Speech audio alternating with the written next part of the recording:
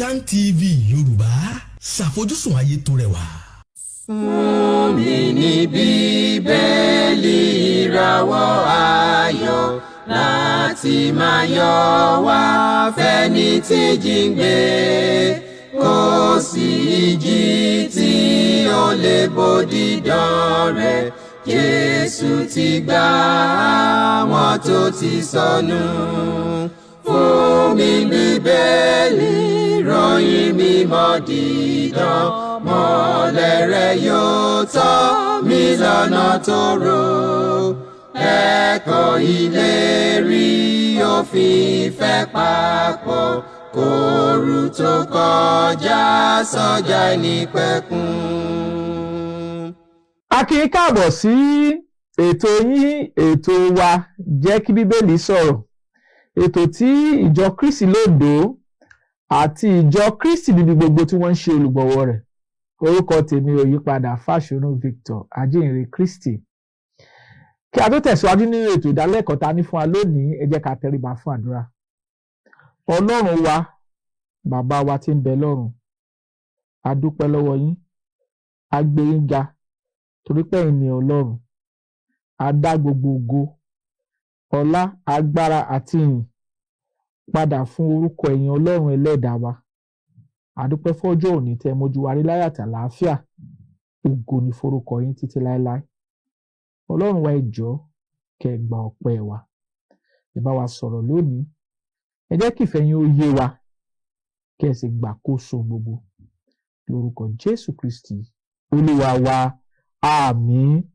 A fi ọpẹ́, ìyìn, ògo, ọlá, agbára fún Ọlọ́run ẹlẹ́dàá wa, fún oore rẹ̀ àti fún iṣẹ́ ìyanu rẹ̀ lórí ènìyàn gbogbo.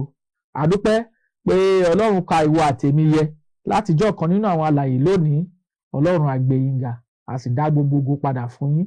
Lẹ́ẹ̀kan sí a kí káàbọ̀ sí ètò yín, ètò wa Jẹ́ kí Bíbélì sọ̀rọ̀.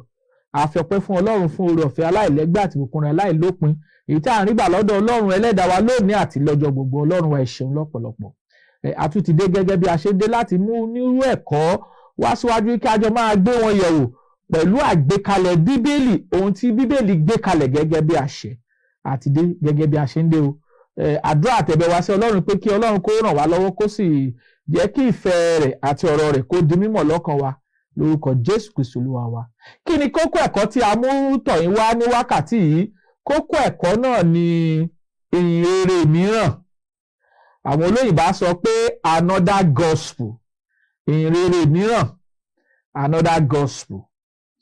Kí ni Bíbélì pè ní ìhìnrere mìíràn? Ẹ jẹ́ ká lọ sínú Bíbélì, ká lọ wádìí ohun tí Bíbélì sọ pé ìhìnrere mìíràn jẹ́, another gospel. Ẹ ká sí Bíbélì wá sí ìwé Gàlátíà orí ìkíní. Mo fẹ́ ká kíyèsí láti ẹsẹ̀ 6 sí ẹsẹ̀ 9.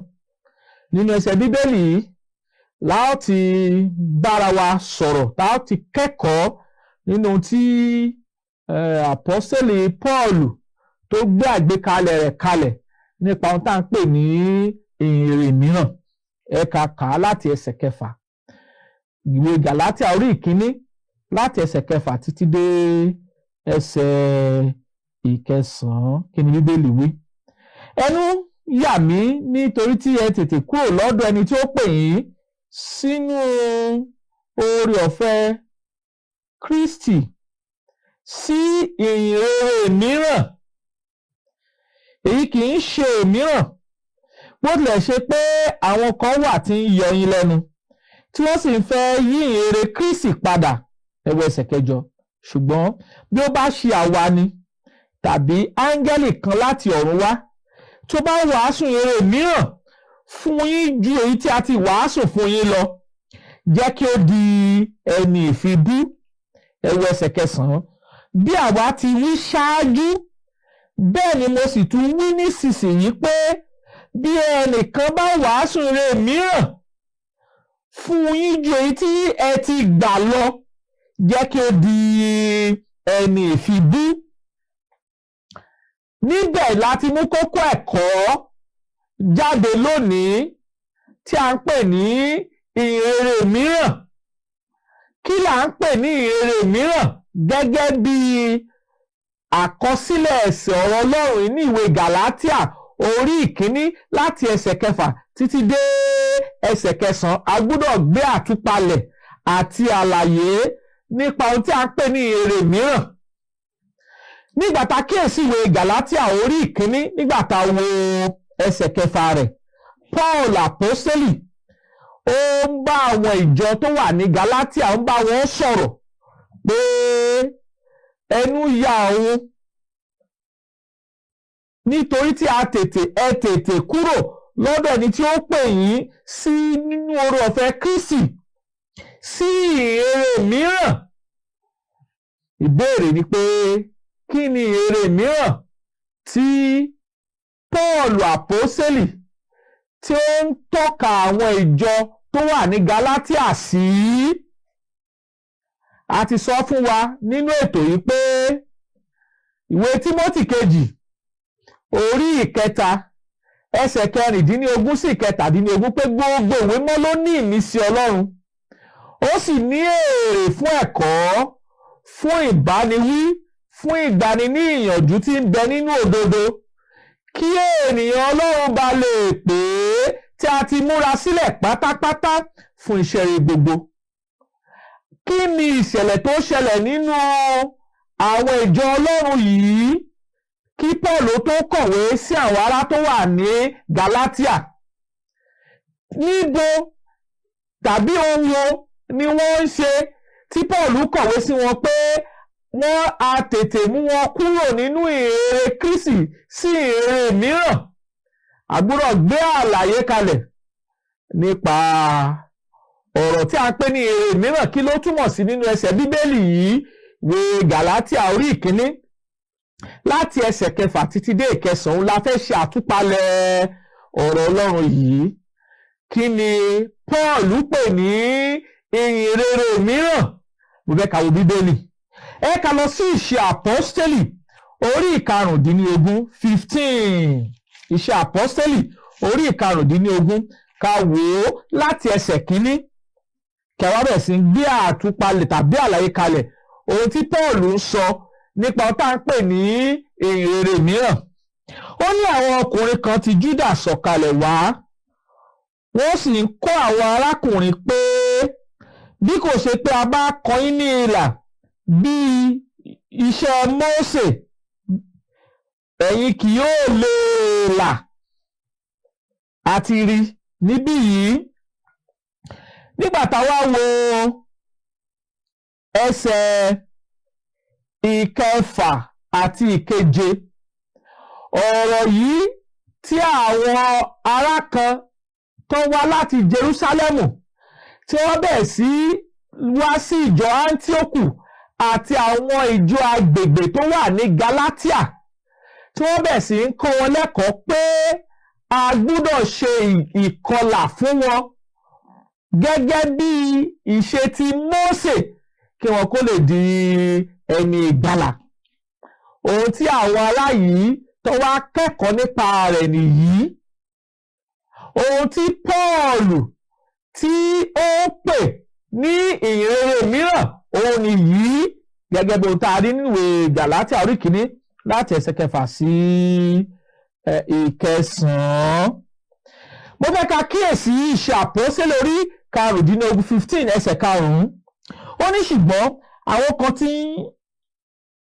àwọn kan ti ẹ̀yà Farisí tí wọ́n gbàgbọ́ dìde, wọ́n sì wí pé a ní láti kọ wọ́n ní ilà àti láti pàṣẹ fún wọn pé kí wọn kí ó máa pa òfin Mósè mọ́. Kí ló ṣẹlẹ̀ níbí yìí? Àwọn ará kan wá, àwọn ará nínú ìjọ Kristi tó wà ní Jùdíà, wọ́n wá sí ìlú Áńtíókù, wọ́n wá bẹ̀rẹ̀ sí kọ́ àwọn ènìyàn lẹ́kọ̀ọ́ pé fún wọn láti di ẹni ìgbàlà a gbọ́dọ̀ kọ́ wọ́n nílà, wọ́n sì gbọ́dọ̀ tẹ̀lé ẹ̀kọ́ Mósè. Àwọn ìjọ kèfèrí tó wà ní Áńtíókù àti onírúurú ìlú lábẹ́ ètò ìṣàkóso ìlú tí a pè ní Gàlátíà, ẹ̀kọ́ tí wọ́n ń kọ́ wọn ni ó sì di ọ̀pọ̀lọpọ̀ àríyànjiyàn tó fi jẹ́ pé Paul àti Barnaba àtàwọn ará ní ìjọ Antioch wọ́n dìde wọ́n lọ sí Jerusalem láti lọ wádìí bóyá ẹ̀kọ́ yìí tàbí ọ̀rọ̀ yìí ó tẹnu àwọn àpọ́sítélì jáde. Ní ìgbà tí wọ́n dé Jerusalem fún ìpàdé ni àwọn kan dìde láàárín àwọn kírísítẹ́nì tí wọ́n sì jẹ́ àwọn tó wá láti àwọn Farisí pé ó lẹ́tọ̀ọ́ kí a kọ àwọn kèfèrí nílà kí wọ́n sì tẹ̀lé òfin Mósè kí wọ́n tó lè di ẹni ìgbàlà. Ohun tí Paul àpọ́sítélì tí ó pè fún tó kọ tó sì ń bá àwọn ará tó wà ní àwọn ìjọ tó wà ní Gálátíà wí pé ẹ ti gba ìyìnrere mìíràn. So ìyìnrere mìíràn òun ni kí a kọni nílà gẹ́gẹ́ bí òfin Mósè, gẹ́gẹ́ bí a ti ń wò nínú ọ̀rọ̀ Ọlọ́run. Ìyìnrere mìíràn òun ni láti padà sínú òfin àti ìlànà Mósè láti máa ṣe wọn lónìí gẹ́gẹ́ bí Kírísítẹ́nì. Context èyí tí a rí kà gẹ́gẹ́ bí ó àgbékalẹ̀ tààrí nínú ìwé Gálátíà orí ìkíní nígbà tá a kíyèsí ẹsẹ̀ 6 sí 9 nìyí.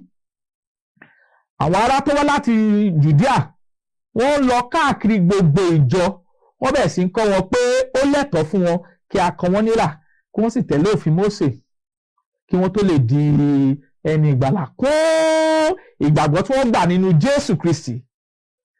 Ìdí ẹ̀ ni Paul fi ń kọ sí wọn pé ẹ̀yin tí ètè kúrò nínú oore ọ̀fẹ́ Kristi sínú ìyìnrere mìíràn. Ìyìnrere mìíràn ni pé a gbọ́dọ̀ kọ wọ́n nílà kan tó lè dá Kírísítẹ́nì. Wọ́n gbọ́dọ̀ máa tẹ̀lé òfin Mósè kan tó lè di ẹni ìgbàlà. Ìyìnrere mìíràn nìyí. Ohun tí Paul àpọ́sítélì ń kọ sí àwọn ìjọ tó wà ní Gálátíà ní pé bí a bá ti kúrò lójú ọ̀nà Kristi tá ò dúró nínú ẹ̀kọ́ Kristi tá à ń dúró nínú ẹ̀kọ́ òfin Mósè tàbí ẹ̀kọ́ ènìyàn àti bọ́ sí ìyìnrere mìíràn. Ẹ̀yin ènìyàn wa tá a jọ ń kẹ́kọ̀ọ́ ọ̀rọ̀ Ọlọ́run papọ̀. Ìbéèrè ni pé nínú ìlànà ẹ̀kọ́ àti ìlànà ẹ̀sìn tí ẹ̀ ń ṣe ìyìnrere mìíràn ni? Ṣé ìyìnrere mìíràn ni? Ìbéèrè tí a gbọ́dọ̀ fi Bíbélì dáhùn nìyí. So nínú Bíbélì àwọn olóògbà ní according to the context a ní kó máa kọ àwọn ènìyàn nílà kó sì máa tẹ̀lé òfin Mósè gẹ́gẹ́ bí Kírísítẹ́nì kan tó lè dẹni ìgbàlà.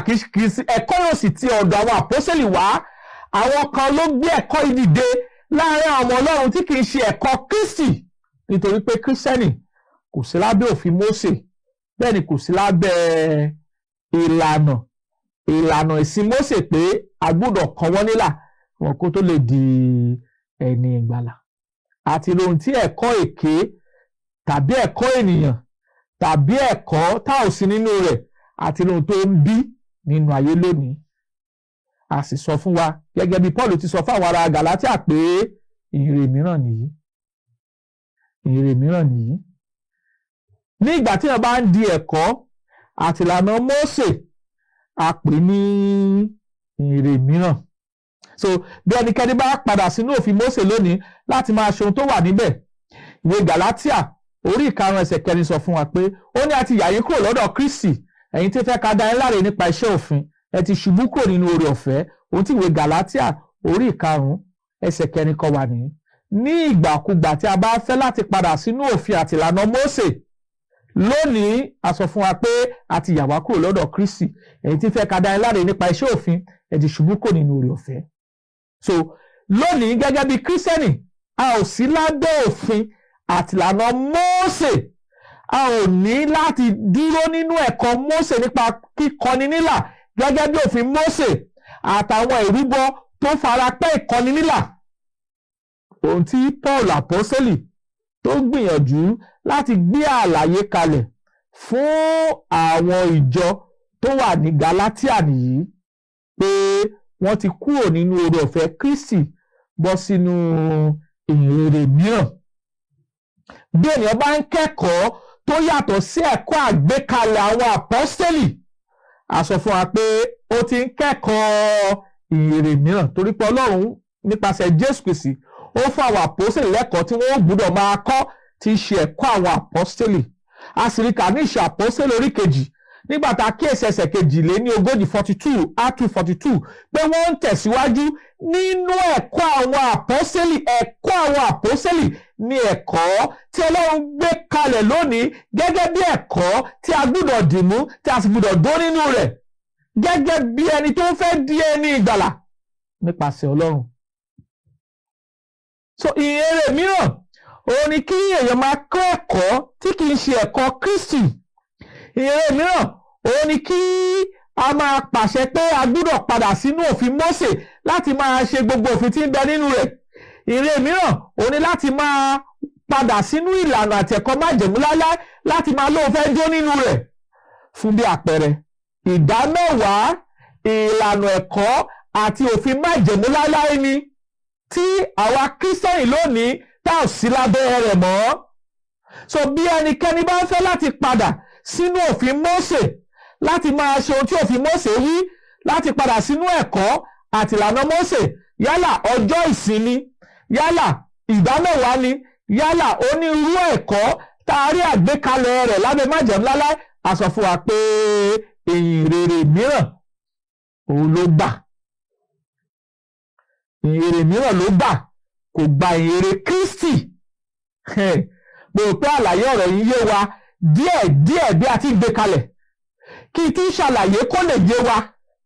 Paul apọ́sítélì sọ pé bí ẹnikẹ́ni bá dúró nínú ẹ̀kọ́ tàbí òfin Mósè, bí ẹnikẹ́ni bá dúró nínú ẹ̀kọ́ àtìlànà ìkọlà, bí ẹnikẹ́ni bá dúró nínú ẹ̀kọ́ àtìlànà Mósè nípa ọjọ́ ìsìn tí í ṣe ọjọ́ ìsinmi tá a pè ní Saturday tàbí Sabbath, bí ẹnikẹ́ni bá dúró nínú ẹ̀kọ́ ìdámẹ́wàá, bí ẹnikẹ́ni bá ń ṣe onírúurú ẹ̀kọ́ tá a rí àgbékalẹ̀ rẹ̀ lábẹ́ májẹ̀mú láíláí, a sọ fún wa pé ìyìnrere mìíràn ló gbà, kò gba ìyìnrere Kristi.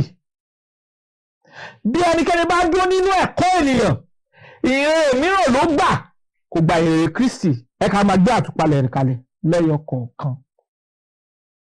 Kí la ń pè ní ìyìnrere mìíràn lónìí? Kí la ń pè ní ìyìnrere mìíràn lónìí? A ti gbé àlàyé kalẹ̀ pé Paul apọ́sítélì ṣàlàyé pé ìyìnrere mìíràn ń bẹ. A dẹ̀ ti ṣàlàyé pé ẹnikẹ́ni tó bá dúró nínú ẹ̀kọ́ Mósè, yálà nípa ọjọ́ ìsìn tí ń ṣe ọjọ́ Sátọ̀dé tàbí ọjọ́ ìsinmi, yálà nínú ẹ̀kọ́ ìdámẹ́wàá, yálà nínú àwọn ẹ̀kọ́ ní irú ìrúbọ, a sọ pé ẹni bẹ́ẹ̀ kò gba ìyìnrere Kristi gbọ́, kò gba oore ọ̀fẹ́ Kristi gbọ́, bí kò ṣe ìyìnrere mìíràn. Ìyìnrere mìíràn kì í sì ń ṣe ìyìnrere Kristi, kì í ṣe ẹ̀kọ́ Kristi, kì í ṣe ẹ̀kọ́ àwọn àpọ́sítélì, bí kò ṣe ẹ̀kọ́ Mósè tá ò sí lábẹ́ rẹ̀ lónìí tàbí àwọn ẹ̀kọ́ ènìyàn gbogbo. Àlàyé tí a rí nínú ìwé Gàlátíà orí 1 láti ẹsẹ̀ 6 títí dé 9.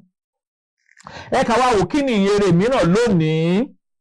Kí la ń pè ní ìyìnrere mìíràn lónìí?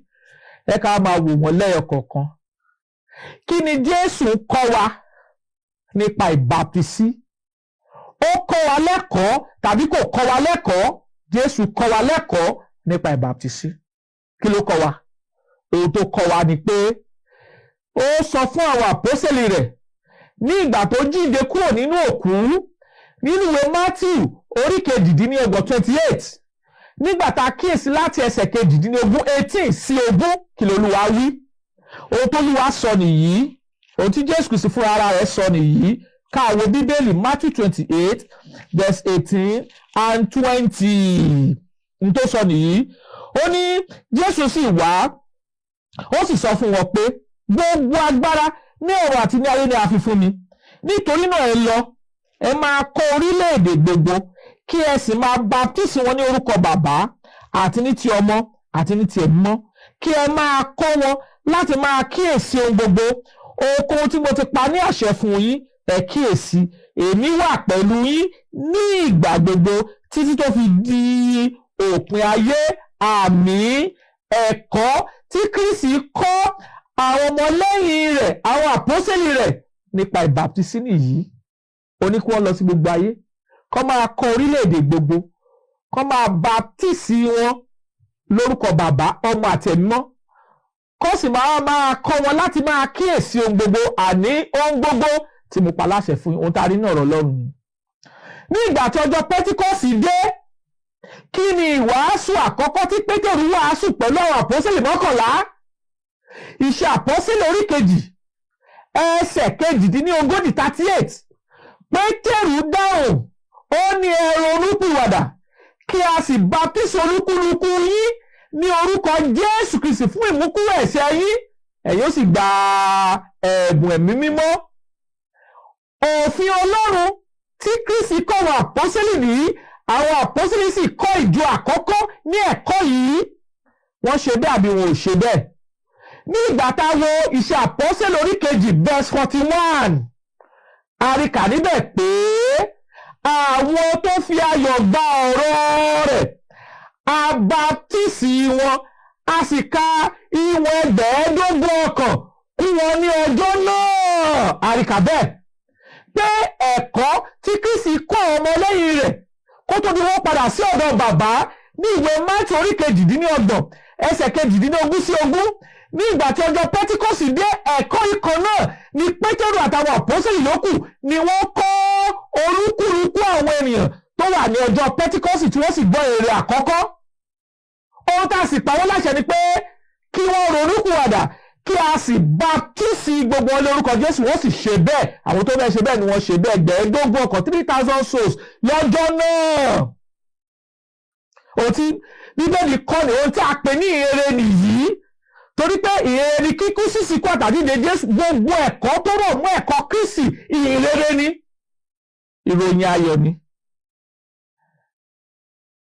Lónìí ẹnikẹ́ni tí ò bá dúró nínú ẹ̀kọ́ àwọn àpọ́sítélì yìí tó ń sọ pé ìhìnrere ò ní kankan ṣe, ìbáptísí ò ní kankan ṣe pẹ̀lú ìgbàlà, tàbí tó ń sọ pé ìbáptísí ká sàmì àgbélébùú tàbí ká ṣèrànmílẹ́ni lórí ni, ẹ̀kọ́ mìíràn ló gbà, ìhìnrere mìíràn ló gbà, kò gba ìhìnrere Kristi nípa ẹ̀kọ́ ìbáptísí. Ìhìnrere mìíràn ló gbà, kò gba ìhìnrere Kristi nípa ẹ̀kọ́ ìbáptísí. Torí pé tá a rí nínú ẹ̀kọ́ ìbáptísí tí Kristi kọ́, tá a sì rí àpẹẹrẹ àwọn àpọ́sítélì, òun láti gbé àlàyé kalẹ̀ fún wa yìí. Ìyẹn bẹ́ẹ̀. Torí kí là ń pè ní ìhìnrere mìíràn? Ìhìnrere mìíràn ni ẹ̀kọ́ mìíràn tó yàtọ̀ sí ẹ̀kọ́ tí Kristi ti gbé kalẹ̀ gẹ́gẹ́ bí ẹ̀kọ́. Nípa pé ní ìhìnrere mìíràn nìyí. Ìhìnrere mìíràn òun ni kéèyàn ó padà sínú òfin Mósè láti máa ṣe ohun tí a kọ síbẹ̀. Fún àwọn Kírísítẹ́nì lónìí tá a wà lábẹ́ òfin Kristi, ìhìnrere mìíràn nìyí.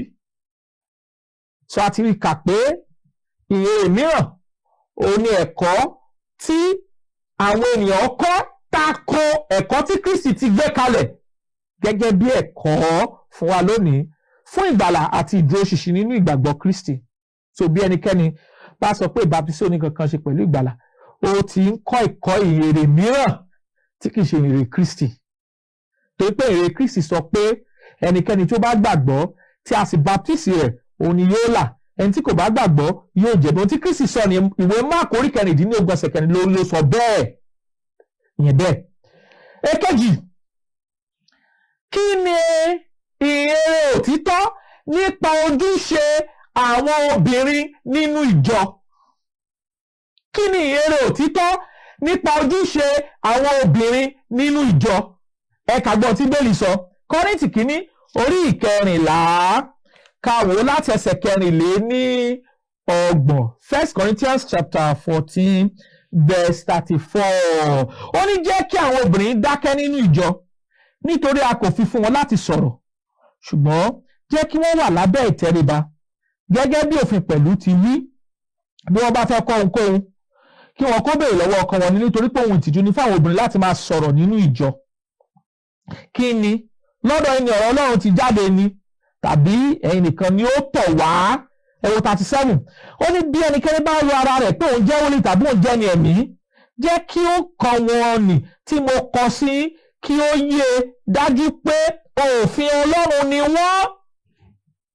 Ọlọ́run ti gbé ẹ̀kọ́ rẹ̀ kalẹ̀ nípa ojúṣe àwọn obìnrin nínú ìjọ. Ọlọ́run ní òun ò gba àwọn obìnrin láàyè láti kọ́ni tàbí láti pàṣẹ lórí ọkùnrin, ṣùgbọ́n kó wà lábẹ́ ìtẹríba.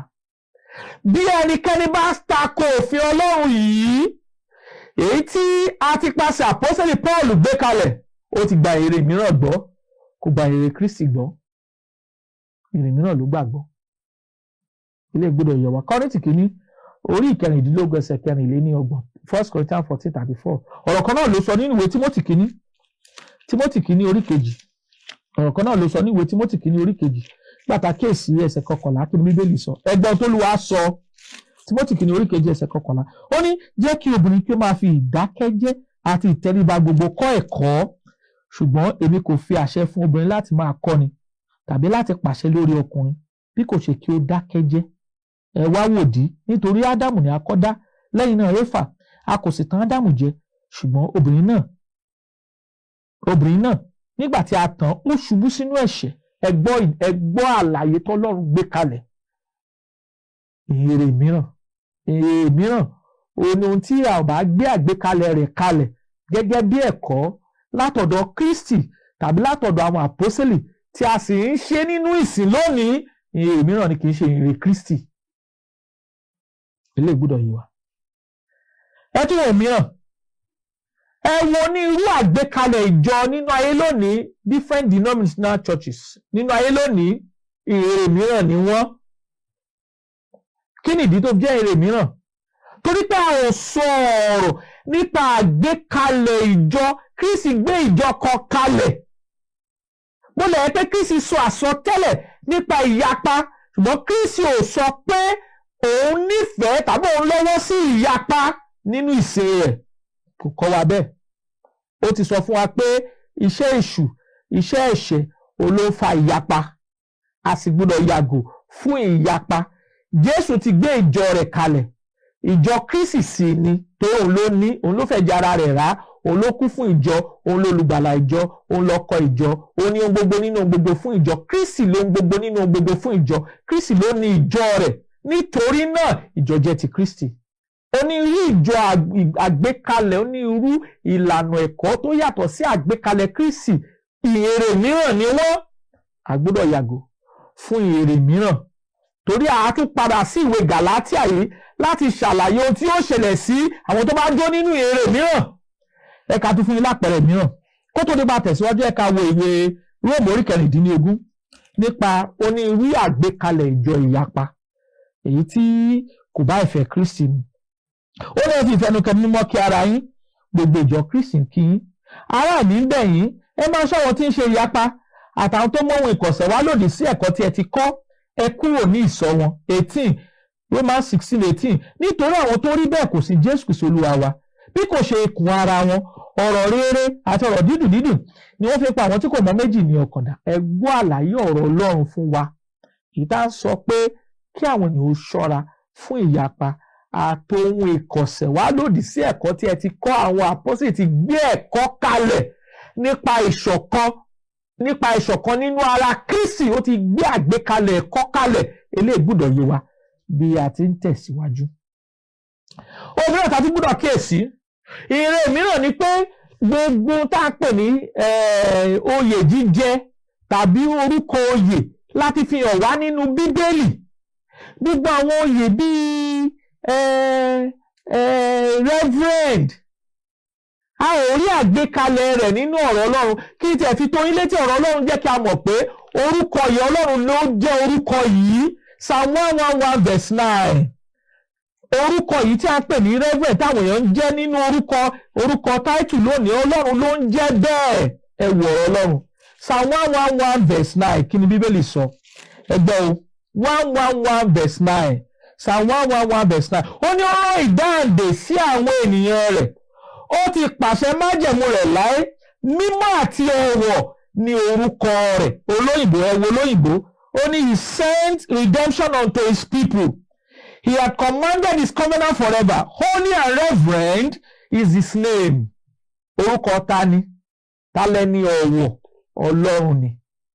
So nígbà táwọn bá ń jẹ́ oyè táwọn ò rí àgbékalẹ̀ rẹ̀ nínú Bíbélì, ìhìnrere mìíràn ni wọ́n ń ṣe, ìhìnrere mìíràn ni wọ́n ń practice. Ilé gbọ́dọ̀ yé wa, ó gbọ́dọ̀ yé wa, ó gbọ́dọ̀ yé wa. Ìwé Pétérù kìíní orí 5 ẹsẹ̀ 9 tilẹ̀ tún bá wa sọ̀rọ̀ pé Jésù ni general overseer. 1 Peter chapter 5 verse 4 pé Jésù ni general overseer. Gbogbo àwọn tó ń pera ní general overseer lónìí àìlóye ọ̀rọ̀ Ọlọ́run ni. Kó Olúwa kó fi òye rẹ̀ kó fi yé wa. Ẹ̀kọ́ yìí tẹ̀síwájú sí a ò tí ì stop. A ó tẹ̀síwájú ẹ̀kọ́ yìí. Àdúrà àtẹ̀bẹ̀ wá sí Ọlọ́run pé Ọlọ́run alààyè kó fi ẹ̀kọ́ rẹ̀ kó fi yé wa. A ó wá gbé àlàyé kalẹ̀ ewu tó ń bẹ nínú ìhìnrere mìíràn gẹ́gẹ́ bí a ti rí nínú ìwé Gàlátíà orí 1 ẹsẹ̀ 6 ní ọ̀sẹ̀ tó ń bọ̀. Kí Olúwa kó ràn wá lọ́wọ́ kó sì kọ́ wa mọ̀ ṣe, kó fìfẹ́ rẹ̀ hàn wá gẹ́gẹ́ bí ọ̀rọ̀ rẹ̀. Títí dìgbà náà tá tó fi rẹ pàdé.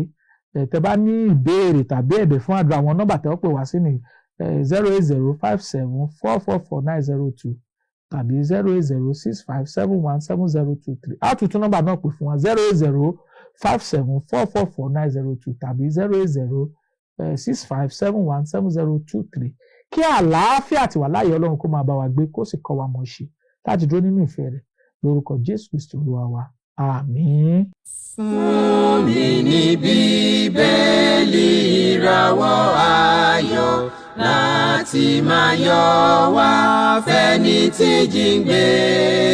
Kò sí ìjì tí ó lè bòdì dán rẹ̀. Jésù ti gbà àwọn tó ti sọnù. Fún mi Bíbélì ìròyìn mímọ́ dídán. Mọ́lẹ̀ rẹ̀ yóò tọ́ mi lọ́nà tòrò. Ẹ̀kọ́ ìlérí òfin ìfẹ́ papọ̀. Kóru tó kọjá sọ́jà ìnípẹ̀kun.